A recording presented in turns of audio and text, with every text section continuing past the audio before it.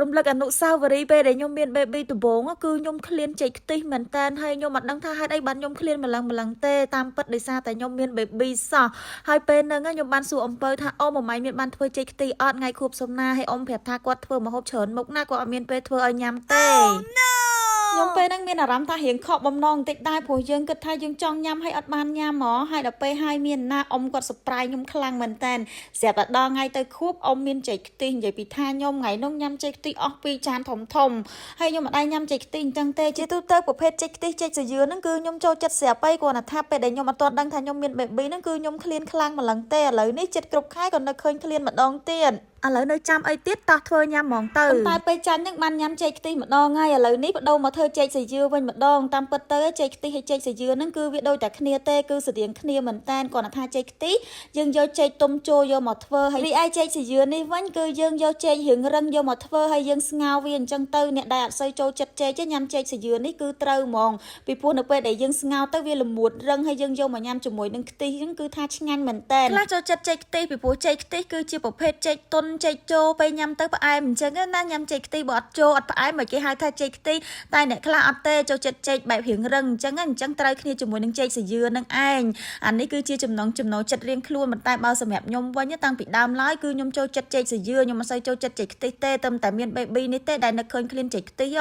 តែឥឡូវនេះចិត្តគ្រប់ខែឃ្លានម្ដងទៀតក៏ធ្វើចេកសាយឿនញ៉ាំហ្មងទៅហើយចេកសាយឿនបងប្អូនជ្រើសរើសយកប្រភេទចេកណាដែលអត់សូវទុំចូលពេកទើបយកមកធ្វើឆ្ងាញ់ហើយបងប្អូនស្ងោររយៈពេល40នាទីទៅគឺឆ្អិនល្អល្មួតឆ្ងាញ់តែម្ដងបន្ទាប់ពីស្ងោរចេករួចហើយឥឡូវយើងមកចាប់ផ្ដើមធ្វើទឹកខ្ទិះរបស់យើងម្ដងជាដំបូងហ្នឹងយើងដាំទឹកឲ្យពុះបន្ទាប់មកយើងដាក់សាគូយើងចូលហើយពេលដែលដាក់សាគូចូលហ្នឹងណាបងប្អូនអាសាកូពីព្រោះអីបើយើងអត់កូទេវាស្អិតជាប់អញ្ចឹងបើសិនជាយើងកូវាអត់ជាប់ទេបន្ទាប់ពីយើងកូវារហូតទាល់តែដល់ឆ្អិនហើយបងប្អូនចាប់ផ្ដើមយកមកស្រង់ចេញពេលដែលស្រង់ចេញហ្នឹងគឺយើងយកមកលាងជាមួយនឹងទឹកត្រជាក់ដើម្បីកុំឲ្យជាប់បើសិនជាបងប្អូនស្រង់ហើយទុកអញ្ចឹងតែម្ដងគឺថាជាប់តែម្ដងហើយម្យ៉ាងទៀតគឺយើងស្រង់ចេញបែបនេះដើម្បីយកមកលាងបងប្អូនលាង3 4ទឹកទៅលាងទាល់តែសាគូនឹងថ្លាល្អអញ្ចឹងណាបន្ទាប់មកឥឡូវនេះយើងមកធ្វើខ្ទិះដូងរបស់យើងទាំងអស់គ្នាខ្ទិះដូងហ្នឹងបងប្អូនដាំទឹកឲ្យរៀងពុះមកបន្ទាប់មកយើងចាប់ផ្ដើមចាក់ខ្ទិះរបស់យើងចូលចំណែកខ្ទិះថ្ងៃនេះគឺខ្ញុំធ្វើអត់ច្រើនទេដោយសារតែខ្ញុំប្រើចេកតែចំនួន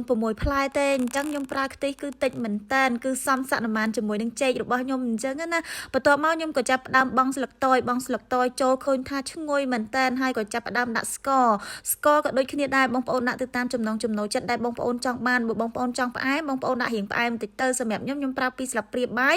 គឺល្មមហើយកុំភ្លេចធ្វើបង្អែមមើលមិនដាក់អំបិលគឺអត់ផ្អែមមុតល្អទេត្រូវតែមានអំបិលបន្ទាប់ពីទឹកខ្ទិះរបស់យើងពុះហើយយើងក៏ចាប់ផ្ដើមដាក់ស៊ីគូរបស់យើងចូលទៅតែប៉ុណ្ណឹងឃើញថាឈ្ងុយមែនតើឈ្ងុយខ្ទិះដូងផងឈ្ងុយស្លឹកតយផងតំណងមែនតើបងប្អូននិយាយថាខ្ទិះនេះគឺឆ្ងាញ់ណាស់តែប៉ុណ្ណឹងគឺរួចរាល់ហើយសម្រាប់ចេកសាយឿរបស់យើងប៉ុន្តែចុងក្រោយចេកសាយឿចេកខ្ទិះក៏ដោយបើអត់មានល្ងគឺអត់ឆ្ងាញ់ទេសម្រាប់ខ្ញុំគឺខ្ញុំចូលចិត្តមែនតើល្ងដាក់ជាមួយចេកខ្ទិះចេកសាយឿនឹងឃើញថាឆ្ងាញ់ណាស់ប៉ុន្តែកុំភ្លេចលីងនៅពេលដែលយើងលីងទៅវាបន្ថែមក្លិនឈ្ងុយមួយកម្រិតទៀតតែលីងក៏ដូចគ្នាដែរបើសិនជាយើងលីងខ្លោចពេកអត់ឆ្ងាញ់ទេបែរទៅជាល្វីងអញ្ចឹងយើងលីងមកល្មមបន្ទាប់មកយើងយកវាមកបុកញំបែបនេះមកបងប្អូននៅពេលដែលបុកញំបែកតិចអញ្ចឹងក្លិនហិតតែឈ្ងុយខ្លាំងទៀតឥឡូវនេះចេកសាយឿខ្ញុំគឺរួចរាល់ហើយចាប់ផ្ដើមដួសញ៉ាំហើយបងប្អូននេះរោយខ្ទិះពីលើអញ្ចឹងមកតំណងណាបងប្អូននិយាយថាខ្ញុំញ៉ាំមកឡើង2ចានហើយបងបារាំងវិញក៏ញ៉ាំដែរគាត់ថាឆ្ងាញ់មែនតើញ៉ាំទៅប៉ះចំសាគូនឹងឃើញថាឆ្ងាញ់ជាមួយនឹងចេកនឹងហើយឈ្ងុយល្ងគាត់ពិតជាចូលចិត្តមែនតើគាត់ញ៉ាំអស់មួយចានដែរនឹង